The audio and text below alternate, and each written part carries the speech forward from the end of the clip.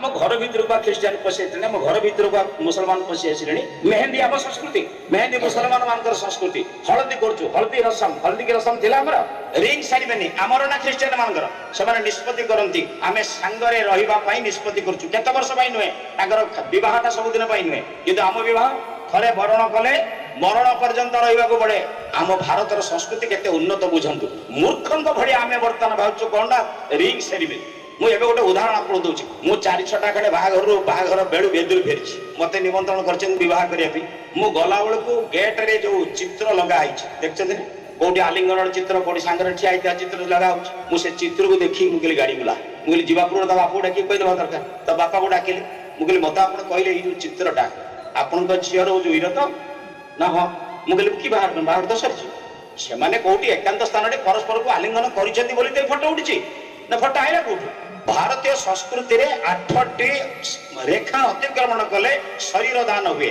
प्रथमे गुरुकुल आचार्य पितामाता माने निर्माण आगे चयन करती कौ पुओ को कौ झी हम तापर बंधु बांधव देखा जाते आम सब वयस्क लोक देखा जाते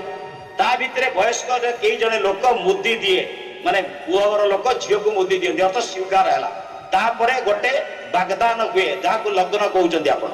4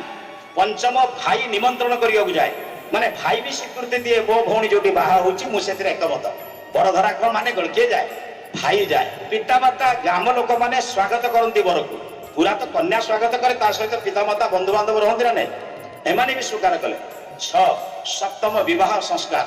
8म गर्भाधान संस्कार न होगा पर्यंत शरीर उपर अधिकार आसव ना गर्भाधान संस्कार 20टी मंत्र कहुई नारीर दोष मुक्त होगा शरीर उपर अधिकार आस एते परे गोटे शरीर को अधिकार आसवा पूर्व तुम बाहा पूर्व शरीर दे सारे क्या बाहागर कर आम बारांगाना मान बाहागर करने को आसनु आम बधु मान जो मैंने 12 बधु बाहागर से किए कथा बुझीपार एक करुच्ची किए आम हिंदू करुच्ची मुसलमान टे मुसलमान देखते केवे हलदी लगे आंब डाल लगे द्वारे कलश बसई मोर कह कथा बंधु कहीं जब मुस्लिम बंधु केम करूनी जड़े ख्रीस्टियान भाई टे देखते भारतीय संस्कृति के आम हिंदू संस्कृति के ग्रहण कलानी बापा को पिता डाकिबा बापा डाकिबा केते मधुर शब्द थिला मु ताको डाटी पाखरे आनी पहुंची से कौन मिलुची मत मुझे जानी पारुनी एथरे या जो शब्दर माधुर्य थिला ताको काहे के नष्ट करी मु एक कथा आपन कहिबार उद्देश्य होची भारत को रक्षा करिवार समय आसलानी वर्तमान आम घर भितरे आम हांडीशाल रे आम पूजा पार्वण रे वर्तमान विदेशी मान संस्कृति पशि आसे।